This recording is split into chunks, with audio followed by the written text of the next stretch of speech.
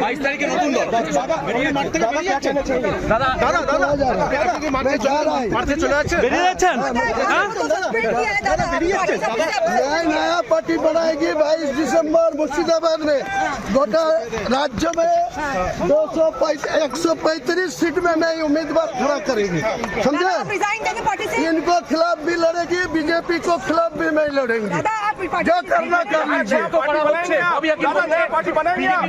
मैं नया पार्टी बांध के रखा है 22 तारीख में मुर्शिदाबाद में ओपन करेंगे। हमें निजे बेरिए टीएमसी से विधायक के खाली रिजाइन कर दूंगा, ठीक है? শৃঙ্খলা ভঙ্গের অভিযোগ বলছে আপনার বিরুদ্ধে ফিরহাদ হাকিম বলছে শৃঙ্খলা ভঙ্গের অভিযোগ। আমি ফিরহাদ হাকিমের কোনো কথার জবাব দেব না। ফিরহাদ হাকিমের কোনো কথার জবাব আমি দেব না।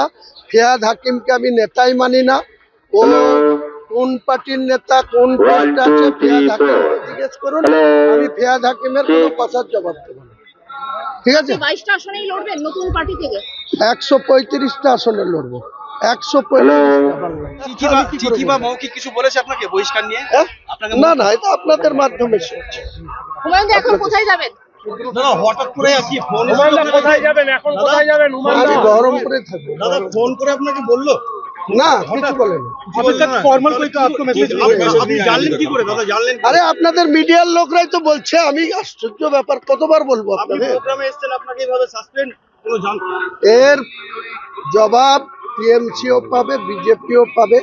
বিজেপি আর টিএমসির মধ্যে কি আন্ডারস্ট্যান্ডিং আছে সেটা আগামী 22 তারিখে আমি ঠিক প্রমাণ করে দেবো। এটা এখানে আরএসএস এর গভর্নমেন্ট চলছে আর তৃণমূলের গভর্নমেন্ট চলছে। এর খেলাফ, এর বিরুদ্ধে আমি নতুন পার্টি করব। নতুন পার্টিতে পশ্চিম বাংলায় 294 এর মধ্যে 135 সিটে আমি লড়াই করবো। আমার যার সঙ্গে মিট করুক উনি, আমার কিছু বলার নেই।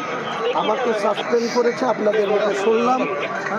এর আগেও 2015 সালের 25শে ফেব্রুয়ারি একইভাবে তৎকালীন মহাসচিব পার্থ চট্টোপাধ্যায় বন্যা নোটিশে আমাকে 6 বছরের জন্য সাসপেন্ড। আপনি দল ছাড়বেন? কালকে রিজাইন দিয়ে দেবো, কালকেই। এবং 22 তারিখে মুর্শিদাবাদে নিজের দলের ওপেনিং করবো, ঠিক আছে?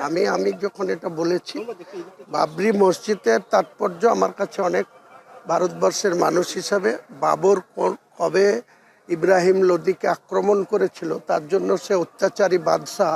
তো 464 বছর আগে এরা কোথায় ছিল? যারা এইসব মৌলানারা সেদিন কোথায় ছিল? তাদের অবস্থান কি ছিল?